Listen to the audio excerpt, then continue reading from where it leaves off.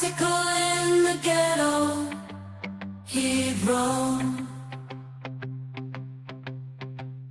dreaming big but feeling all alone. Trusting in his instincts, he packed his bags, headed to Seattle for adventure and thrills.